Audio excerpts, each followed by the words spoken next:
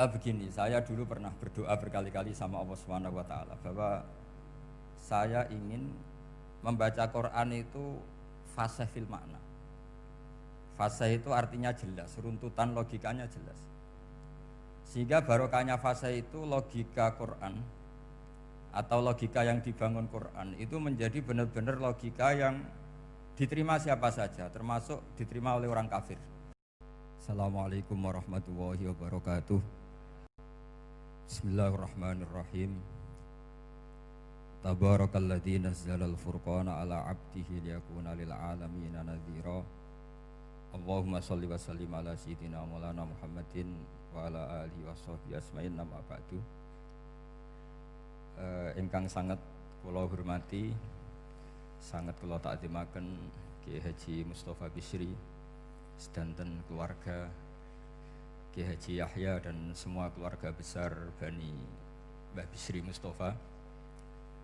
Ingkang sangat kula hormati Profesor Dr. Al-Habib Said Aqil Al-Munawwar.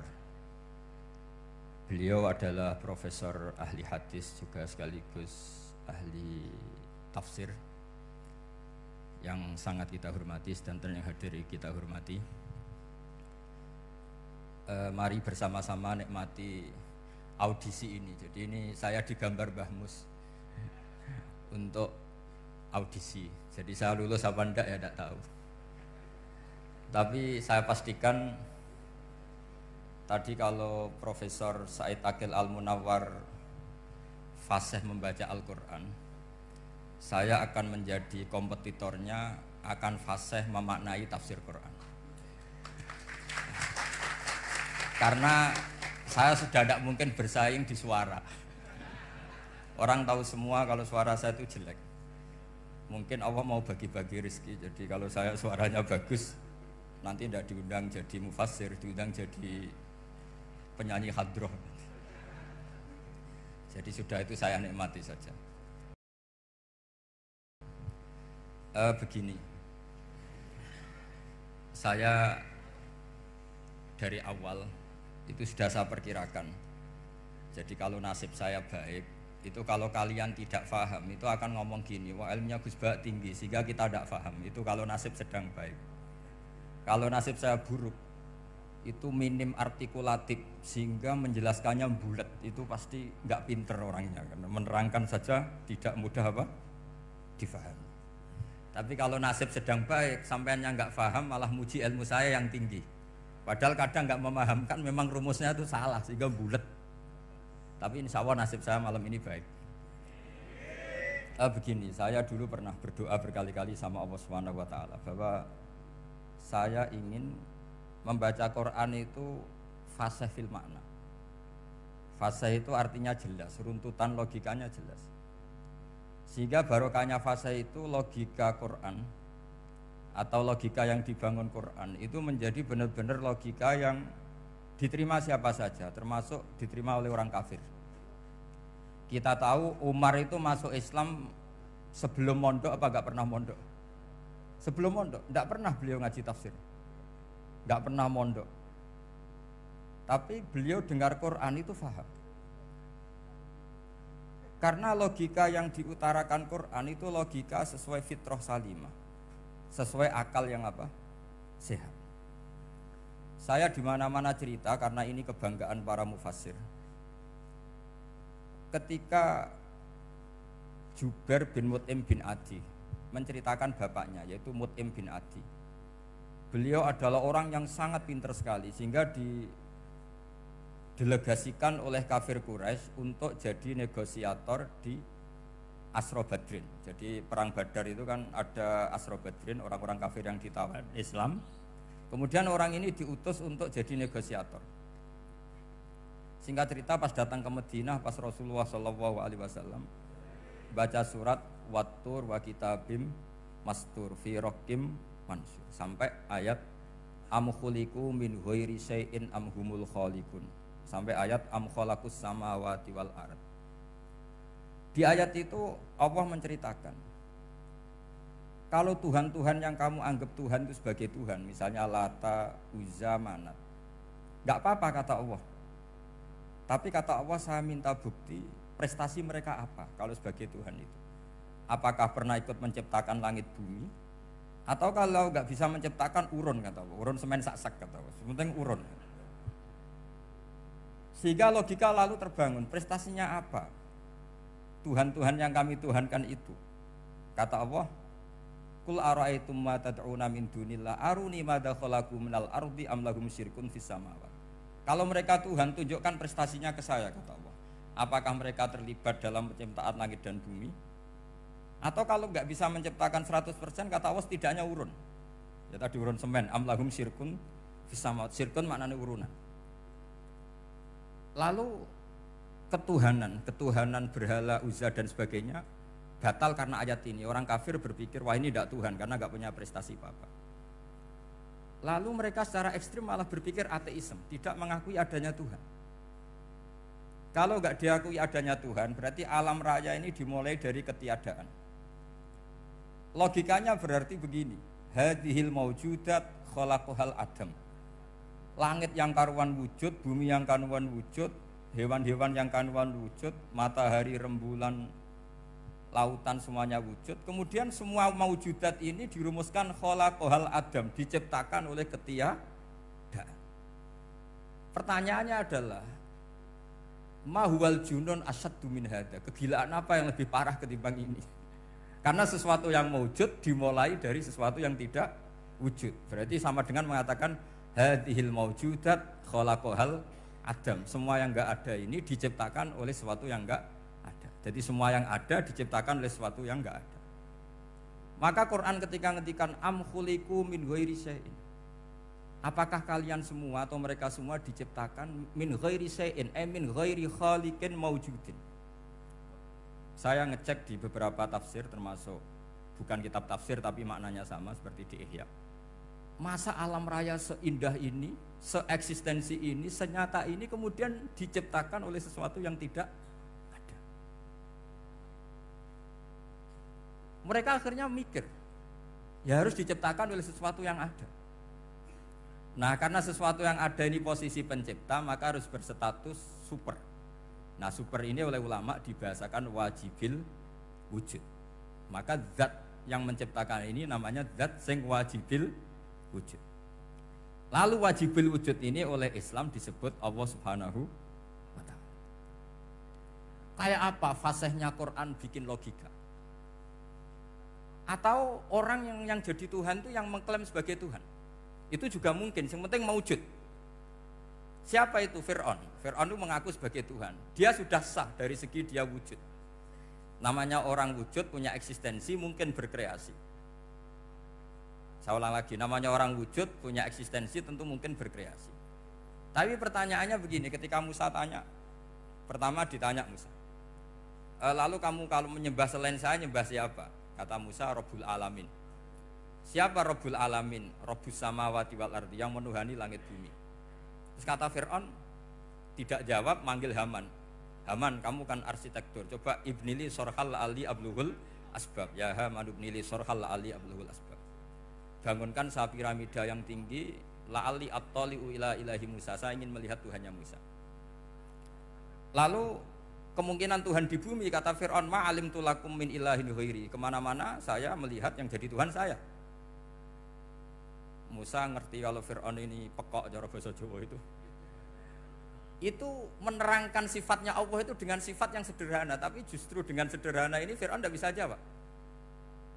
Terus Nabi Musa ganti argumentasi, Rabbukum wa Rabbu abaikumul awalin, yang nuhani nenek moyang kamu, leluhur kamu. Itu terperangah, kagetnya bukan main Fir'aun. Karena para umatnya, para punggawanya lalu berpikir, kalau ini Tuhan berarti buyut-buyutnya enggak ada Tuhan, kan Tuhannya datang terlambat. Makanya Pak Jokowi kalau dituduh PKI gak terima. Saya ini lahir tahun berapa gitu. Pas ada PKI itu masih 4 tahun. Masa ada PKI balita? Ini enggak, ini ada Tuhan balita, Tuhan terlambat. Pertanyaannya adalah kalau Fir'aun itu Tuhan, lalu bapaknya, mbahnya, buyutnya Tuhannya siapa? Makanya ketika Allah disifati Nabi Musa, Rabbukum wa Rabbu abaikumul awalin, yang nuhani nenek moyang kamu, itu kagetnya bukan main. Dan semenjak itu banyak punggawa Fir'aun yang iman. Ini yang akhirnya nanti jadi waqala rajulun mu'minum min ali fir'auna yaktumu imana. Atau yang menjadi ayat wajaa rajulun min aqsal madinati yas'a. Kenapa mereka menjadi iman? Karena logika Fir'aun Tuhan itu gugur, runtuh. Bisori khil hujjah, dengan logika yang sangat transparan. Jadi ini perlu belajar tauhid. Jadi kalau sampean sudah kalah suara, jangan kalah logika. Kalau sudah kalah suara, kalah logika, jangan kalah tinggal mendengar saja kok tidak paham bangkune gitu. Jadi ini sering saya utarakan. Makanya banyak ulama mengatakan fasihu ibaratil Quran itu bukan sekedar notnya atau sajaknya kalau boleh dibilang saja, tapi karena runtutan cara berpikirnya. Maka kelihatan sekali di tema-tema Quran. Ketika nyifati Allah Rabbus samawati wal ardi tidak mengalahkan Fir'aun, justru dengan sifat yang ringan Rabbukum wa Rabbu abaikumul awalin bisa mengalahkan Fir'aun. Nah, kenapa sekarang orang tidak fasih baca Quran? Karena tadi perangkat itu tidak cukup. Saya berkali-kali matur, juga sering matur Mbah Mus. Saya itu masih belajar Al-Ibris, Mbah Misbah, Marbawi, semua khazanah tafsir, baik yang bahasa Jawa, bahasa Melayu itu masih saya pelajari. Termasuk saya pelajari lughatnya. Mulai lughat yang setengah benar sampai macam-macam. Saya tadi matur sama Profesor Said Aqil Al-Munawwar. Memang bacanya harus urut Said Aqil Al-Munawwar. Karena sekali salah Said Aqil Sirat. Sebenarnya enggak apa-apa, ini sama-sama orang alim. Cuma enggak tahu nasib di publik ini, enggak tahu saya ya, macam-macam lah gitu. Namanya orang banyak. Enggak usah dijelaskan. Tapi semuanya baik. Saya pernah ketemu Pak Said Aqil Sirat itu bilang gini, Gus, orang jadi wali itu sebabnya dua. Mungkin kalau kayak jenengan banyak pecintanya, yang doakan banyak. Kalau saya banyak yang benci, wah itu ngilangi dosa gitu kan. Batinku dasar wong alim bener woy. Jadi beliau nikmati memang itu. Karena mbah-mbahnya beliau itu sama dengan mbah-mbah saya yang dari keluarga Kudus. Buyut saya itu kakaknya buyutnya Pak Said Aqil. Jadi makanya jangan pernah benci orang alim. Orang alim bulet tau kayak opo itu masih saja punya alasan. Saya itu dengar Kiai Bisri, cerita Kiai Bisri itu tidak ada yang serius. Dulu ketika ada polemik Haji yang Mu'alim, itu orang kumpul semua di sini. Kata Kiai Bisri, sudah nunggu Mbah Fadl. Mbah Fadl sudah di rumah. Ngiranya orang itu ya Mbah Fadl rawuh dileteh. Setelah lama Mbah Fadl tidak datang.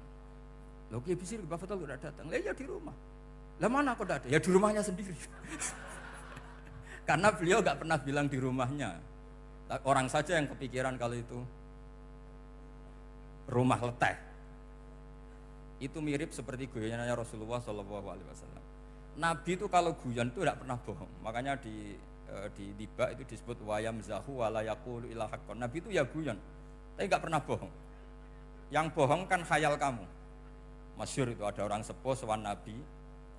Di kitab saya itu perempuan, tapi di beberapa kitab lelaki. Saya tidak tahu pastinya berapa. Biasanya ahli hadis mentahmilkan ta'addudul qissaten atau ta'addudul waqi'aten. Oke, kita bayangkan itu perempuan. Ya Rasulullah, saya ini tergesa-gesa, nanti takut kemalaman. Ini orang sepuh. Jadi jangan kamu bayangkan Nabi Suwani wong ayu nom nanti jadi hok. Orang sepuh. Oh di sini aja, tidak usah tergesa-gesa pulang kata Rasulullah. Lah nanti gimana? Saya jalan kaki ya Rasulullah sampai kampung saya itu nanti malam. Kata Nabi, la ahmilan naki alab nidnako. Santai saja nanti tak pinjemin anaknya unta. Kata perempuan tadi, ma fa'altu bibninako. Apa yang bisa saya lakukan dengan anaknya unta? Sudah tenang saja kata Nabi. Setelah mau pulang disiapkan unta, ya unta tua, unta layak dinaikin. Ya Rasulullah ini kok unta tua, katanya anaknya unta. Nabi dengan santai, oh masih tua ya anak unta kata. Jadi itu menafsirkan anaknya unta cilik itu kan pikirannya kamu kan. Sebetulnya anak unta itu ya tua pun anak unta. Maka saya itu yang termasuk bangga. Nasib saya nanti insya Allah kayak Gus Mus, kayak Gus Dur. Sampai tua dipanggil Gus. Tapi saya niatnya lebih buruk. Supaya nanti kalau saya salah pantas mau ngijek Gus. Tapi dalam kompetisi kadang Gus itu kalah. Itu dulu di Pondok Sarang tuh kalau ke WC itu antri. Itu yang di WC didodok. Didodok supaya cepat keluar. Ayo cepat keluar, saya Gus. Dikira teror Gus itu yang di WC menjadi takut.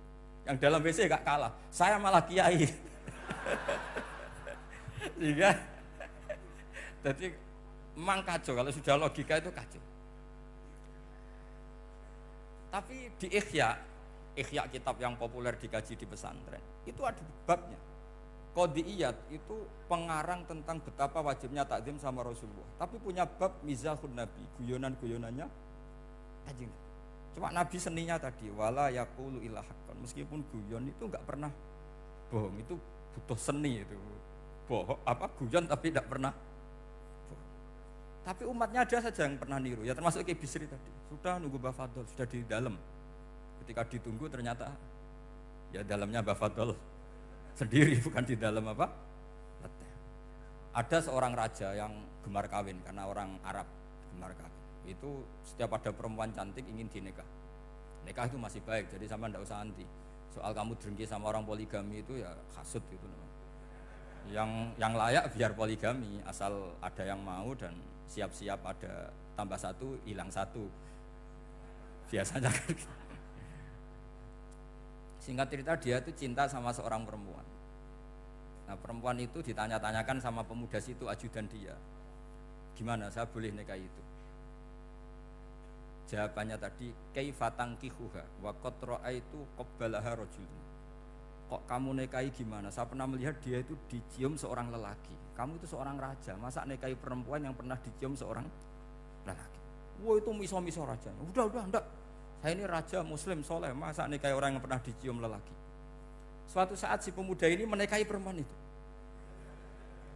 Mangkelnya bukan main, karena dia saingan sama raja, gak mungkin menang. Satu-satunya menang itu bikin hoax tadi itu. Ini cerita ini di Ithaf loh, di sarahnya Ihya. Kamu kira ini di cerita Alfu Yaumin wa Lailatinnya Abu Nawas, enggak, ini cerita di Ithaf. Kitab yang sangat sakral karena sarahnya apa? Ihya. Setelah nikah, maki-maki raja. Orang tidak punya harga diri, perempuan pernah dicium orang kok dinikahi. Tadri mandalikar rojul, kamu tahu siapa lelaki itu? Huwa abuha, itu bapaknya. Oh terrajan wasem, enggak ngerti itu.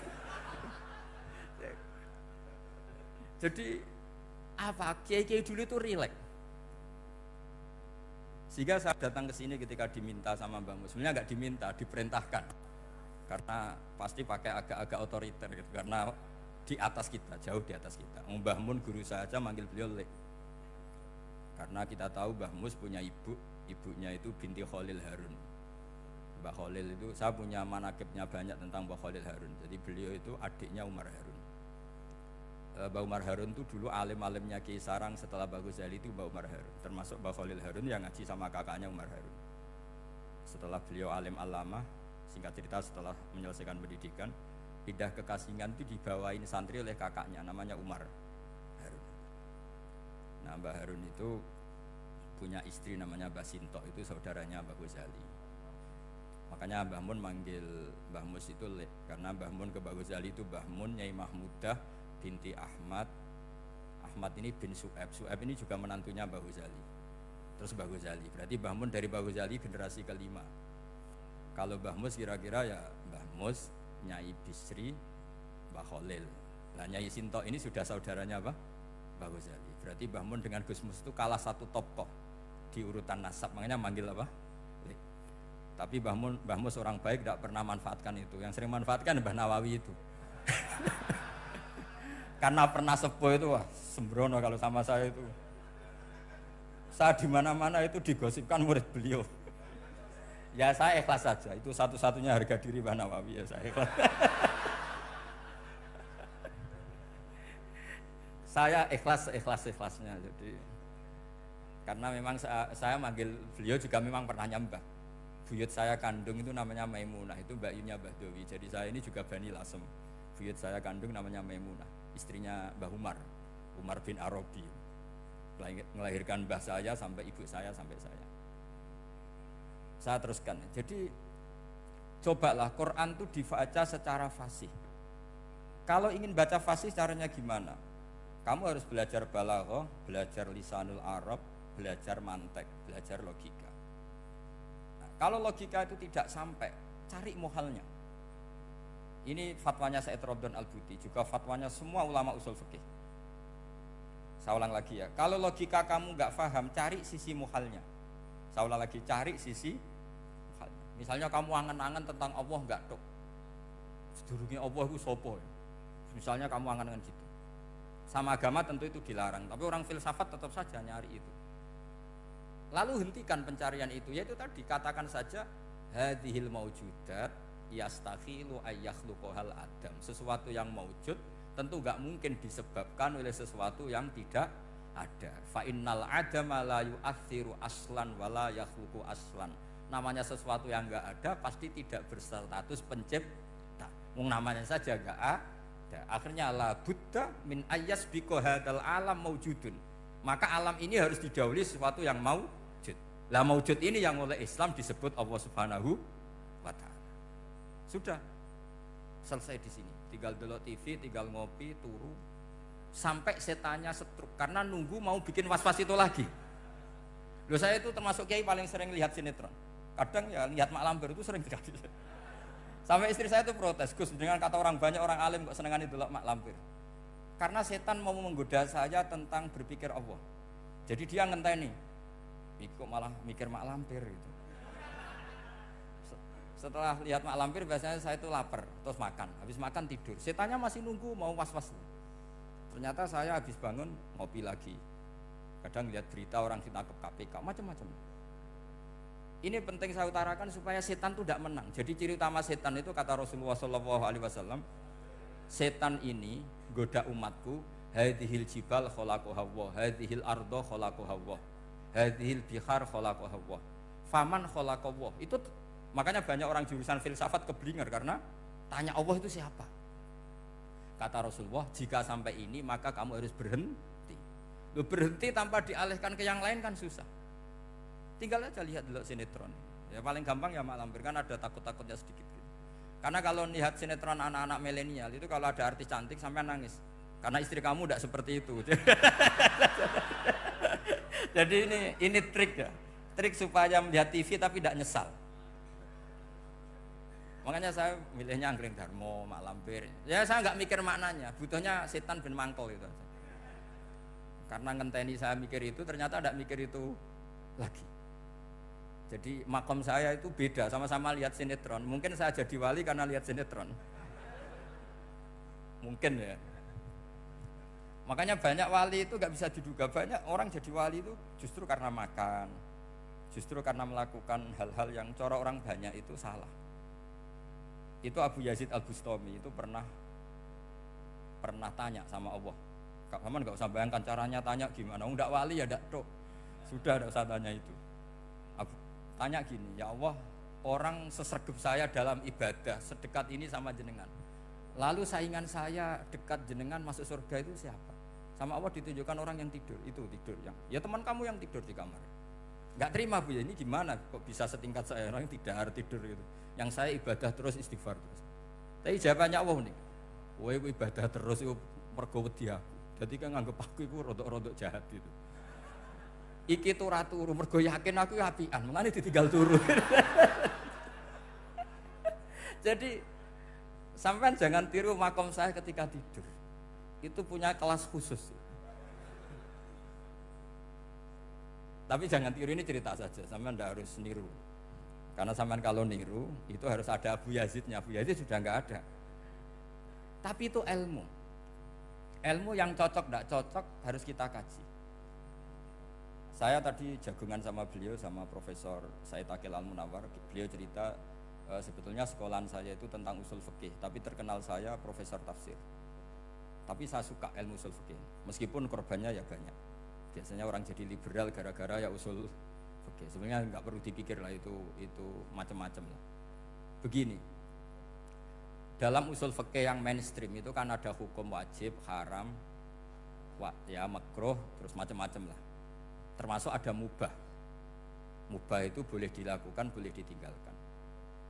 Dalam ilmu usul fikih sebetulnya definisi mubah boleh dilakukan, boleh ditinggalkan itu salah. Karena begini, setiap Anda melakukan sesuatu yang mubah, pasti di saat itu meninggalkan sesuatu yang haram. Saya ulang lagi ya. Itsma min mubahin illa wa yatahaqqaqu bihi tarku haramimma. Semua teks di Lubul Usul seperti itu. Memang saya hafalkan karena ini cara saya jadi wali yang mudah murah. Itsma min mubahin illa wa yatahaqqaqu bihi tarku haramimma. Fayatahaqqaqu bisukun tarkul qatli wa bisukut tarkul qadzaf. Terus beliau membuat sekian contoh. Hukum mubah itu kata ulama yang lain kan boleh dilakukan, boleh ditinggal. Itu tidak benar. Mubah itu ya wajib. Karena setiap kita melakukan mubah, maka saat itu berarti kita meninggalkan barang haram. Coba orang tidur itu artinya apa? Tidak zina, tidak maling, tidak selingkuh, tidak mabuk.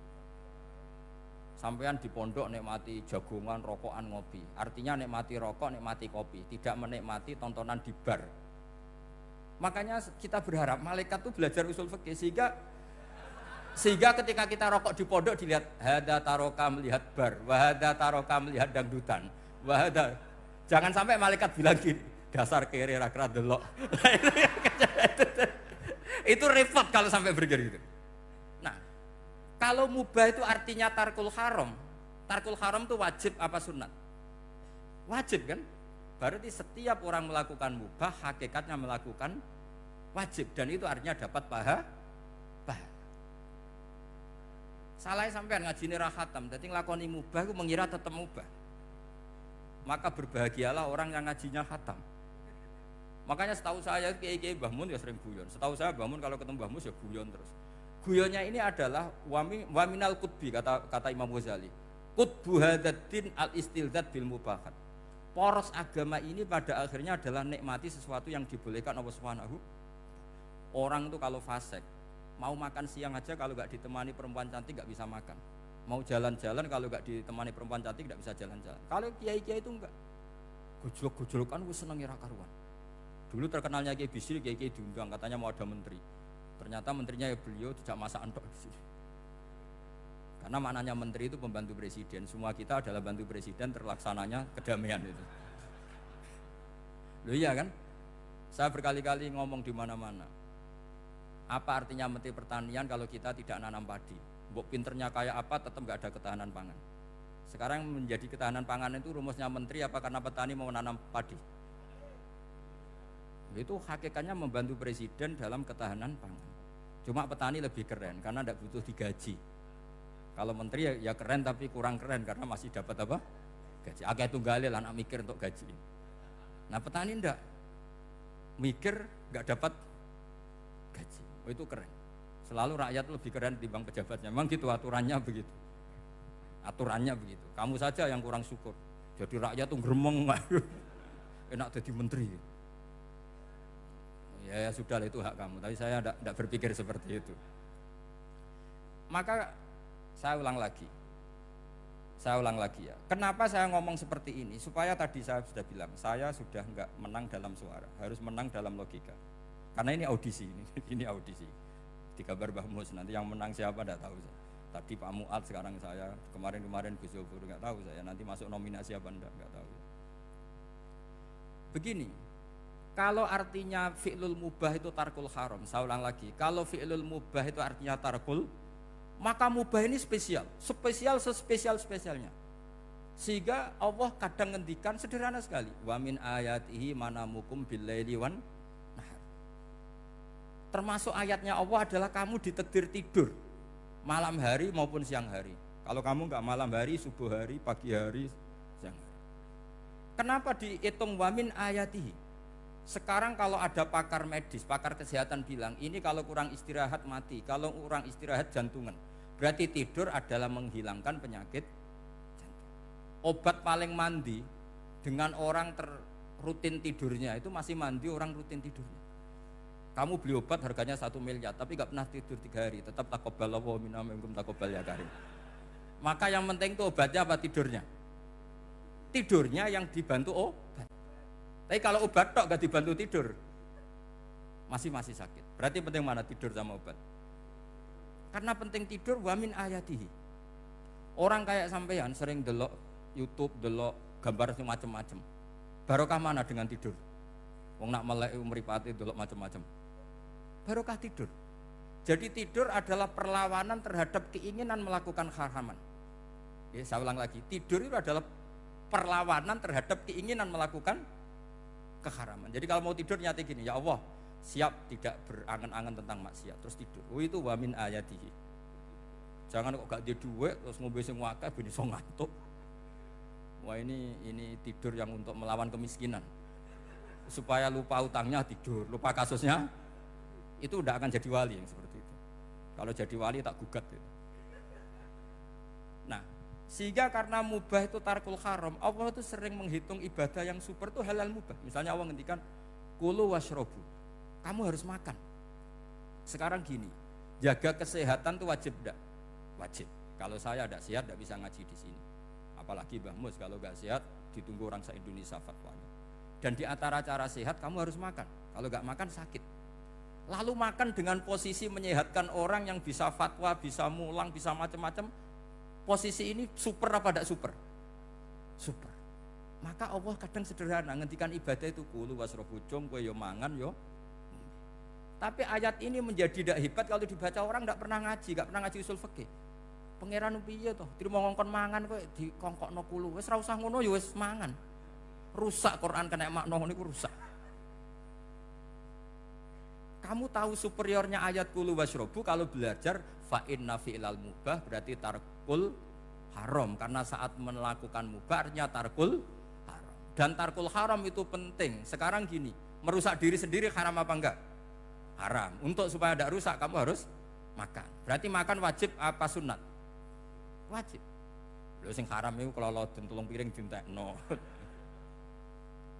Nah, dengan cara pemaknaan seperti ini Quran akan superior. Bahkan di ayat-ayat yang kelihatannya sederhana, kulu washrobu wala tusrifu. Ketika Nabi Musa dimenangkan mengalahkan Fir'aun, itu Allah firman pertama gitu, kamu harus makan mimma razaqnakum. Cuma syaratnya wala tatghaw fihi fayakhilla alaikum ghadab. Kalau kamu berlebihan nanti dapat ghadab saya. Nah, khawatir saya kalau ilmu ini sudah hilang terus ayat-ayat yang biasa tentang kemanusiaan dikira biasa. Padahal ayat ini super, misalnya nikah. Nikah itu oleh Allah, perempuan yang kita nikahin itu oleh Allah disebut surga. Saya punya bukti, misalnya gini ayat ya, wala tangkihul musyrikati hatta yu'min wala amatum mu'minatun khairum min musyrikati walau a'jabatkum. Terusannya ayat wala tungkihul musyrikina hatta yu'minu wala abdu mu'minun khairum min musyriki walau a'jabakum. Terusannya ayat tuh ulaika yad'una ilan nar. Para musyrikah yang ingin kamu nikahi karena mereka non muslim atau kafirah atau musyrikah itu hanya mengajak kamu masuk neraka. Maksudnya ngajak itu kan bisa saja kamu tertarik perempuan tadi sampai kompromi merubah akidah kamu. Terusannya ayat wallahu yad'u ilal jannah. Harusnya dengan perbandingan kamu jangan menikahi musyrikah. Logika perbandingannya kan wallahu yad'u ila nikahil mu'minah. Saya ulang lagi, harusnya muqabalahnya kan wallahu yad'u ila nikahil mu'minah. Allah mengajak kamu supaya menikahi mu'minah. Tapi kata mukminah sama Allah diganti wallahu yad'u ilal jannah. Allah mengajak kamu masuk surga, ila nikahil mu'minah. Artinya gini, setiap kamu hubungan intim sama istri kamu itu adalah menjadi kamu tidak zina. Jadi kalau kamu tidak zina, barokahnya istri kamu ini penopang kamu masuk surga. Makanya Rasulullah pernah ditanya ibadah itu apa saja. Nabi secara ringan diantara jawabannya wa fi buti ahadikum shadaqah. Sudah kamu ngumpul istri kamu itu ya ibadah. Terus kata sahabat-sahabat, ya Rasulullah ayati ahaduna syahwatahu wa walahu ajrun. Yang benar saja Rasulullah, masa urusan gitu dapat pahala gitu. Nabi jawabannya ya enteng, alai salawaduha fi haramin aka'ana ali wisrun. Kalau dia salah yang dikeloni kan ya dosa. Berarti kalau ngeloni yang benar juga pahala. Berarti istri kamu itu jannah surga. Cuma jannah yang agak aneh karena rewel itu agak aneh. Jadi itu jannah yang agak aneh. Maka supaya jannah ini tidak aneh, kata Rasulullah itu cara suami istri itu kata Rasulullah halla jariyatan tula ibuka wa tula ibuka. Sebagian riwayat halla jariyatan tudhahikuha wa tudhahikuka. Kamu cari perempuan yang gampang guyon, gampang rileks. Mula abah itu rileks, mudhahaka ya rileks. Saya berkali-kali cerita, saya ini termasuk orang yang nggak pernah diskusi penting sama istri saya, karena takut tegang. Biasanya kalau tegang itu yang suaminya kalah. Jadi saya itu nggak pernah diskusi penting. Saya kemarin mau ke Pasuruan ya, mau ke Peloso itu ditanya mau kemana, ya nggak tahu. Terus pulangnya kapan, ya nggak tahu. Wong kok rohan. Ya saya senang saja. Nggak roh itu artinya kan bodoh. Orang bodoh itu nggak mukallaf, artinya nggak dosa kata saya. Jadi saya ngambil hikmahnya saja. Anda takut, ditakoki kok jawabannya ora jelas. Ora jelas itu misteri. Memang dunia itu penuh misteri. Pokoknya tak itu. Pokoknya yang kira-kira itu jadi tidak penting. Rasulullah tuh kalau debat sama istrinya ya milih gitu, milih mula abba mudhahaka. Saya punya sekian cerita betapa Rasulullah tuh rileks ngadepin cemburu-cemburunan. Sayyidah Khadijah tentu orang yang super bagi Rasulullah. Sampai ketika adiknya Sayyidah Khadijah, kalau nggak salah namanya itu Halah itu, kalau datang itu Rasulullah itu menjamu karena mengingatkan suara Khadijah.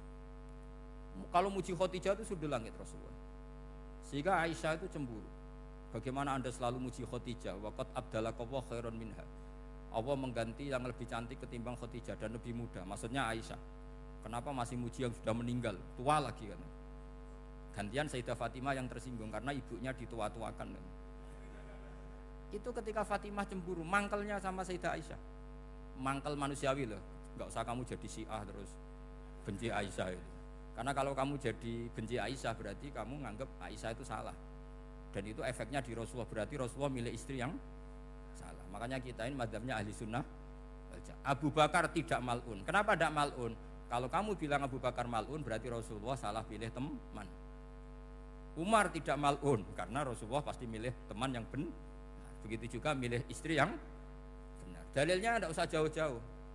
At-thayyibatu lit-thayyibi. At-yabut thayyib tentu Rasulullah. Berarti istrinya pasti thayyibah. Jadi madzhab ahli sunnah adalah madzhab sing jelas-jelas min baini farsi wa damil labanan khalisan sa'iwal lisyari. Jadi kalau kamu cari logika gampang saja. Nabi itu thayyib, bahkan at-yabut thayyib. Padahal kata Allah at-thayyibatu lit-thayyibi. Ya jelas ya. Jadi ini tidak usah dimasukkan hati tentang konfliknya Aisyah dan Fatimah, itu biasa saja. Yang satu bela ibunya, yang satu bela dirinya. Sebenarnya Aisyah itu nggak niat ngeritik Khadijah, ingin diperhatikan Rasulullah saja. Terus ketika Sayyidah Fatimah matur ya Rasulullah saya supaya ngalahkan Aisyah itu gimana? Karena ibu saya sudah meninggal, ya memang cantik dia, muda dia, dan tahu betul orang kalau Nabi itu sangat mencintai Aisyah. Kata Rasulullah bilang gini saja, tetap hebat ibu saya, karena ibu saya dapat Rasulullah rondo untuk Joko.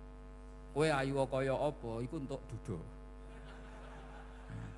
Jadi rileks saja Rasulullah. Akhirnya ya semenjak itu enggak ngeritik lagi. Bahaya ini kalau ngeritik. Khadijah itu kan sudah umur 40 tahun. Janda dapat Joko. Aisyah perawan untuk dudo. Keren mana? Keren Khadijah. Jadi tidak semua masalah itu Nabi itu menyelesaikan cara ekstrim. Nabi itu biasa mula apa? Santai rileks. Nah, kalau para mbak-mbak ini ingin jadi surga yang enggak aneh, syaratnya jangan rewel, karena di surga itu enggak boleh ada orang rewel. Tapi kalau enggak rewel sementara suami kamu enggak bener, ini namanya goblok. Maka kata Mbah Mun kalau ngijazahi santri-santrinya, "Cung, bojomu kudu rewel, cung. Enggak ngono fakir," kata Mbah Mun.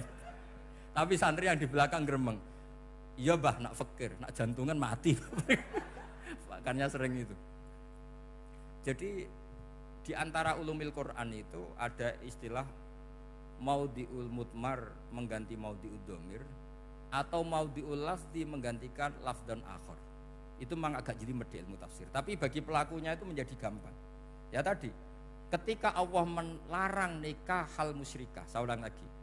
Ketika Allah melarang nikah hal musyrikah, normalnya perbandingannya kan wallahu yad'u ila nikahil mu'minah. Tapi sama Allah digenti, wallahu yad'u ilal jannah. Itu menunjukkan bahwa nikahul mukminah adalah al jannah. Karena kamu hubungan intim ya ibadah, diwamuk kowe sabar ya ibadah, nafakoi ya ibadah, Neng-nengan kejahatan senjata juga ibadah. Seru Kang, neng-nengan itu seru. Karena memang di antara sistem tubuh kita itu butuh masa-masa jeda. Itu mari cerdas. Karena tubuh kita ini tidak hanya butuh seneng, tapi juga butuh susah. Susah itu melahirkan kearifan. Jajal bojomu tahu minggat, mesti kearifan kamu meningkat. Jadi minggat itu ya penting. Nikmati saja. Loh, ini saya nggak ngajari keburukan. Memang seperti itu. Nah, saya berharap ilmu usul fikih ini tidak boleh hilang. Karena dengan ilmu usul fikih kita tahu mubah adalah tarkul haram dan tarkul haram adalah wajib. Maka Allah sering sekali membicarakan sesuatu yang mubah itu superior. Kayak tadi wa min ayatihi manamukum billaili wan nahar. Termasuk ayatnya Allah adalah kamu itu tidur. Cara berpikir tadi, kalau saya tidak tidur sakit, kalau sakit habis biaya banyak. Sementara tidur hanya butuh seperti ini. Betapa baiknya Allah dengan tidur bisa menjaga kesehatan yang kalau tidak dijaga berbiaya tinggi. Berarti hadan naumul ibadah. Terus ulama bilang tidur itu ibadah kalau niatnya litaqawi alal ibadah. Tapi nak waya blojo turu lah itu sing masalah. Tapi tentu ilmu itu ada pembanding. Sekarang ketika kamu tidur itu tarkul wajib apa tarkul haram lah itu masalahnya. Seringnya kamu itu tarkul wajib. Waya mulang turu. Waya ngantor wong kerja turu. Lah itu tarkul haram atau tarkul wajib? Tarkul wajib. Kalau tarkul wajib berarti status tidur kamu haram. Sudah pinter ini sudah maju ini sudah maju. Jadi saya belajar usul fikih lagi-lagi karena untuk menjadi mufassir itu harus menguasai balaghah, menguasai usul fikih, menguasai lisanul arabi. Nah, lisanul arabi yang sering saya contohkan berkali-kali. Saya punya kitab namanya Ar-Risalah. Orisinil karangannya Imam Syafi'i. Saya baca beberapa kali khatam. Juga saya beberapa kali bacakan santri. Itu kalau memaknai Quran secara lisanul arabi itu gampang sekali. Gampang sekali. Ketika Imam Syafi'i mengatakan kamu boleh tayamum ketika bepergian dan saat bepergian itu tidak menemukan air. Syaratnya kamu tolabul ma, cari-cari dulu. Ketika ditanya sama ashabus Syafi'i, kenapa harus cari-cari dulu? Jawabannya enteng. Li'anna Allah ta'ala yaqul falam tajidu ma'an wala yuqalu liman lam yatlub lam yajid. Karena Allah ngendikan kemudian kamu tidak menemukan air. Di mana-mana tidak menemukan setelah mencari. Kalau belum mencari namanya tidak tahu. Jadi dari kata falam tajidu ma'an kemudian kamu tidak menemukan. Tidak menemukan berarti apa? Setelah mencari. Sehingga beliau mensyaratkan dicari-cari dulu, baru berkesimpulan tidak menemukan. Nah setelah tidak menemukan, kamu baru boleh tayamum. Segampang itu ilmu usul fikih di depan Imam Syafi'i. Ulumul Quran dianalisis dengan usul fikih. Ketika ditanya, kenapa Anda mensyaratkan nikah itu pakai wali? Ayatnya apa? Kalau hadisnya jelas, la nikaha illa biwaliyin mursyidin. Ayatnya apa? Imam Syafi'i secara enteng baca ayat fala ta'duluhunna ayyangkihna azwajahunna idza tarawdaw bainahum bil ma'ruf. Jika wanita yang kamu waleni, saya ulang lagi, jika perempuan yang kamu walikan, misalnya kamu punya anak yang umur 20 tahun ingin nikah sama seseorang. Sing seseorang ini layak. Ya misalnya kiai ya apal alfiyah. Tadi kata Mbah Mus itu muridnya Mbah Khalil alfiyah diwolak-walik apa? Saking seringnya belajar alfiyah kata beliau sampai santri apal alfiyah wolak-walik tapi ora roh carane jamak kosor. Karena dulu pondoknya mau pondok nahwu. Jadi kayak di ngelirap itu. Tonggone nganti apal fa'ala yaf'ulu fa'lan. Cinone weh apal saking bedino itu pujiane ra selawatan. Fa'ala yaf'ulu fa'lan wa ma fa'lan wa fa'ilun. Jadi pondok ya macam-macam. Itu saya tadi sampai mana itu? Tentang apa?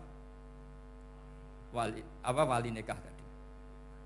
Di bab fikih, saya ulang lagi di bab fikih. Itu kata Allah, jika perempuan yang kamu walikan itu ingin nikah, fala ta'duluhunna, jangan kamu larang. Kata Imam Syafi'i, kalau seorang wali tidak punya hak mewalikan, maka larangan jangan menghalangi itu tidak ada gunanya. Misalnya gini, Zaid itu tidak punya utang saya ulang lagi, Zaid tidak punya utang saya. Memang ini ilmu logika, Zaid tidak punya utang saya. Terus sampean bilang ke saya gini, Gus Bah, Zaid ojo tagih. Itu omongannya wong aneh apa enggak? Aneh kan? Tapi kalau Zaid punya utang saya 1 juta, terus kamu menasehati saya, Gus Zaid ojo tagih, benar apa enggak? Wali itu punya hak melarang. Saya ulang lagi, wali berarti punya hak melarang putrinya tidak nikah. Sehingga diperintahkan Allah, kamu jangan pernah melarang. Berarti punya hak melarang. Kayak tadi, Gus ojo tagih, berarti aku dia hak nagih. Misalnya otoritas bandara ATR, pesawat Boeing sekian-sekian Lion, bolehkan landing di sini. Karena operatornya punya hak melarang, juga punya hak mengizinkan. Tapi kalau orang lain kamu bilangin, pesawat Lion nggak boleh landing di Semarang, orang lain yang nggak terkait dengan otoritas itu, aneh nggak omongan itu? Aneh. Kalau wali dilarang menghalangi perempuan ingin nikah harus memberi izin maksudnya, maka berarti wali punya hak menikahkan. Paham yang saya maksud itu? Makanya Imam Syafi'i mensyaratkan seorang perempuan yang nikah harus pakai wali. Jadi segampang itu. Kitab Ar-Risalah menerangkan ulumul Quran. Dan dalam banyak hal ulama dulu tuh, makanya saya tadi berjanji, karena Quran itu bisa kamu baca fasih, kamu dengerin suara enak ya enak, kamu dengerin logika yang enak ya enak. Jangan sampai kamu udah dua-duanya. Suaranya sudah ada enak, logikanya tidak enak, itu kacau namanya. Ketika Imam Syafi'i ditanya, bagaimana hukumnya uzubah? Uzubah itu gak nikah.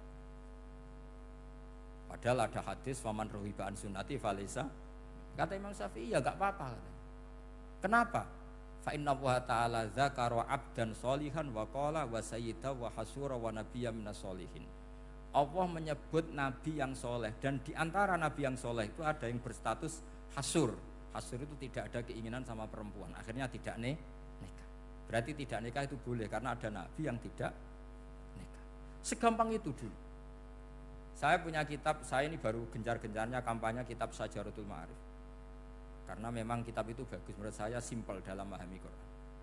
Jadi anggap saja ini bentuk penghormatan saya sama Ki Bisri yang sudah mengkhidmai, mengenalkan ulumul Quran lewat tafsir Al-Ibris. Yang Ki Misbah punya tafsir Al-Iqlin.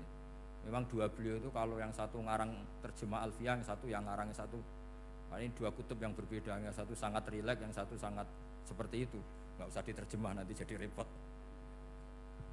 Itu ulumul Quran yang ditulis Syajaratul Ma'arif itu gampang sekali. Misalnya begini, beliau bikin judul Babun Nafil Ibad Bikullil Bilad. Bab seseorang harus manfaat kapan saja dia berada. Itu terus beliau qala ta'ala wa ja'alani mubarakan ainama kuntu.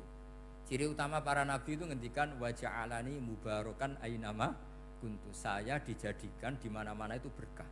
Jadi seseorang hidup harus di mana-mana manfaat. Terus ketika beliau ngendikan babun la yutrakul haqqu li ajlil batil, bahwa kebenaran tidak boleh ditinggalkan hanya karena ada banyak kebatil. Beliau terus ngendikan inna sofal marwata min sya'airillah faman hajjal baita wa atamara fala junaha alai ayat tawafa bihima. Jadi di Sofa itu ada berhala namanya Isaf, di Marwah ada berhala namanya Nailah, atau sebaliknya pokoknya Isaf dan Nailah. Terus sahabat kalau mau sa'i itu merasa dosa karena harus melewati berhala-berhala itu. Sehingga mereka tanya, ya Rasulullah, saya ini tetap tawaf enggak? Padahal di tempat-tempat itu ada berhala. Terus kata Allah, tetap tawaf. Nah, tetap tawaf ini artinya apa? Melakukan barang hak meskipun di situ banyak kebatilan. Itu manhajnya para orang-orang alim kita. Mbah Mun, Mbah Mus itu ya berkawan sama orang yang macam-macam. Kamu tidak usah ngeritik. Itu fikihnya sudah kelas tinggi. Fikihnya tuh la yutrakul haqqu li ajlil batil. Saya di mana-mana cerita. Saya punya kitab namanya Khilyatul Auliya wa Tabaqatul Asfiya. Itu syarat kamu kalau daftar wali harus punya kitab itu. Khilyatul Auliya wa Tabaqatul Asfiya. Itu karangannya Abu Nu'aim Al-Asfihani. Kitab itu yang jadi indukan Ihya ketika menyebut manaqibul akhyar. Kita tahu Ihya kalau bab tasawuf mengikuti Kutil Qulub yang dikalang Abu Thalib Al-Makki. Kalau fikih tentu beliau mengikuti Imam Haromen gurunya, yaitu kitab Nihayatul Matlab fi Dirayatil Madhab. Kalau manaqibul akhyar beliau mengikuti kitab Khilyatul Auliya. Dan ngikuti itu penting kalau dalam tradisi kiai. Enggak boleh seorang kiai kok mikir sendiri, namanya mustaqil. Kalau mustaqil itu mubtadi', bikin tatanan baru dalam agama. Justru ulama itu harus niru sebelumnya karena sanad itu harus musalsal, nggak boleh.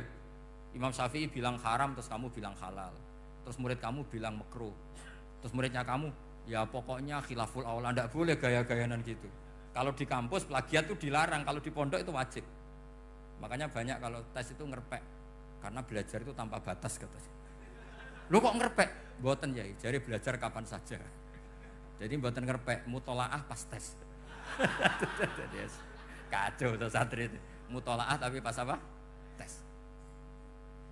Itu dalam kitab Khilyatul Awliya diterangkan.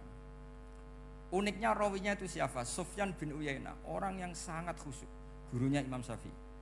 Kita tahu Imam Syafi'i punya guru zaman di Mekah itu namanya Muslim bin Khalid Az-Zanji. Dalam hadis ngikuti Sufyan As-Sawri sama Ibnu Uyainah.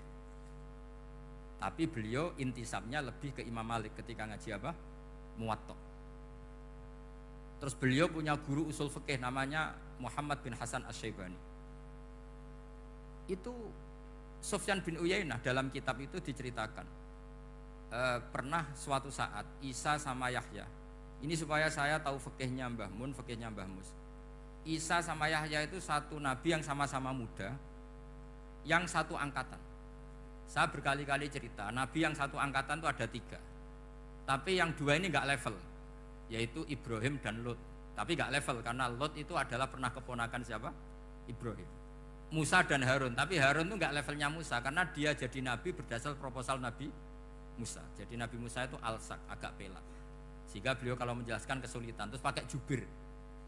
Makanya kemarin-kemarin itu ada wali yang kalau ngomong pakai apa? Jubir. Akhirnya Nabi Musa ngendikan apa? Waj'alli waziram min ahli Haruna akhi usdud bihi azri wa asyrikhu fi amri. Ya Allah, saya ini lisannya agak pati fasih. Tolong Harun sing huwa afsahu minni lisanan. Yang lisannya lebih fasih tolong jadikan nabi. Sama Allah dituruti, Harun jadi apa?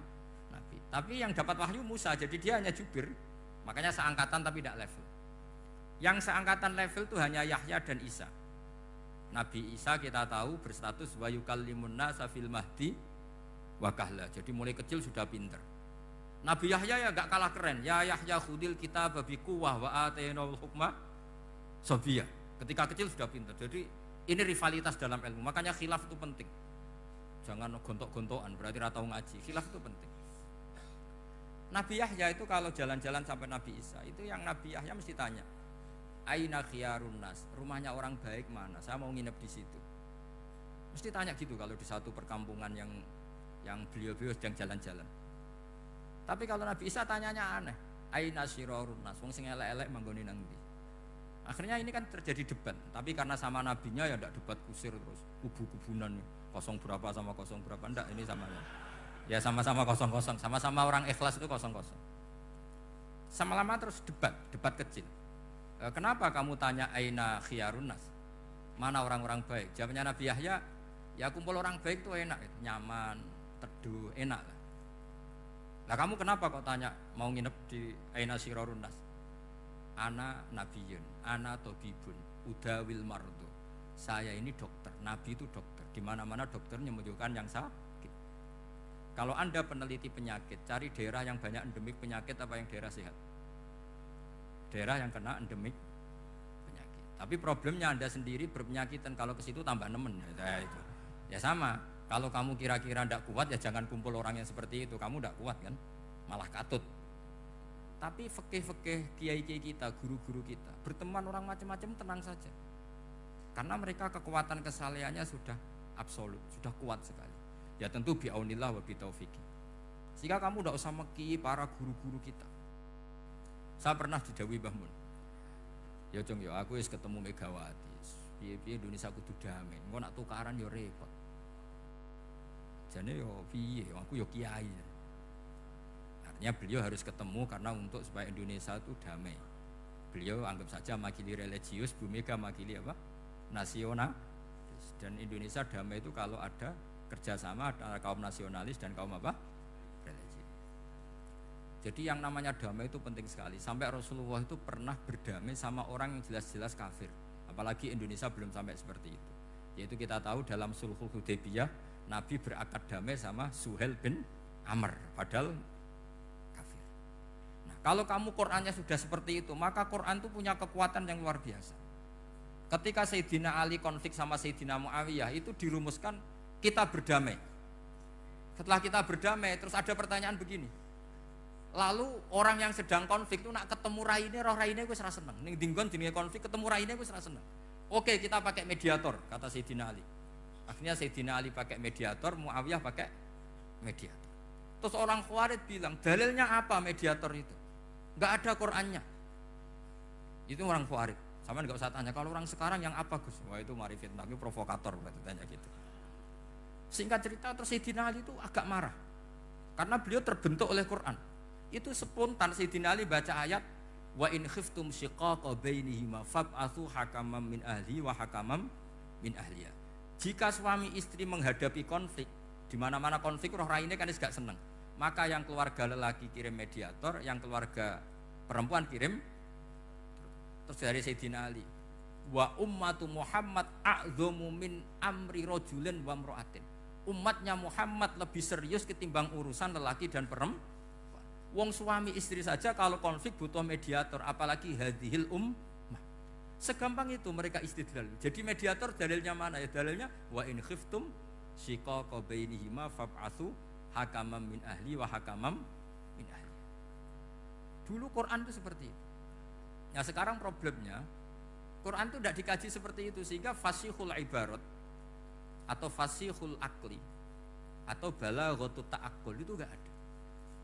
Makanya saya ini pengagum kitab Ibnu Hajar al-Asqalani yang nyarai Bukhari. Kata Ibnu Hajar al-Asqalani, termasuk mukjizatnya Quran adalah al-iltizat al-aqli. Akal itu menjadi nyaman. Itu uniknya yang dicontohkan seperti ngaji saya malam ini. Misalnya Allah ngendikan am khuliqu min ghairi syai'in, yang namanya maujudat tentu diciptakan sesuatu yang maujud. Karena akal akan tersiksa ketika dicekoki gini. Hadhil maujudat khalaqahal adam. Tersiksa enggak akal kamu sebagai orang waras dicekoki pikiran hadhil maujudat khalaqahal adam. Ini maujudat disebabkan oleh ketiadaan. Mesti kowe ra iso turu. Barang rono kok iso gawe iku piye? Nah ini yang dimaksud dalam ilmu tasawuf ala bi dzikrillah tatmainnul qulub. Jadi cara tenangnya hati itu macam-macam. Nak wong toreko wis wong kon wiridan. Nak koyo kula rada ahli akal, wis meneng. Alhamdulillah di pangeran sing wujud. Berarti hadil maujudat khalaqahal maujud. Berhubung maujud ini pencipta berstatus super. Super itu dalam agama disebut wajibul wujud atau musabbibul asbab atau kausa primamboh lah sauni-uni. Sing penting itu ora hadil maujudat khalaqahal adam. Makanya kata beliau, Nabi itu bukan sekedar jamal suratan, ganteng secara perawakan, secara fisik enggak, tapi juga Nabi punya jamalul akal. Akalnya itu nyaman. Yaitu kita disuruh iman dengan sesuatu yang memang kita nyaman. Seperti kita disuruh iman bahwa alam ini diciptakan oleh Allah, oleh al-mawjud yang super. Kan terus nyaman. Coba kalau kamu diajarin Islam, alam ini yakini yang menciptakan adalah ketiadaan. Oh kamu kuliah sampai profesor sampai dokter pusing, ini ajaran apa? Sesuatu yang tidak ada menyebabkan sesuatu yang ada. Yaitu namanya termasuk ajaran ini indah karena ada al-iltizat al-akli, kenyamanan apa berpikir karena terus nyaman. Ya saya kira demikian, ini audisinya selesai. Assalamualaikum warahmatullahi wabarakatuh.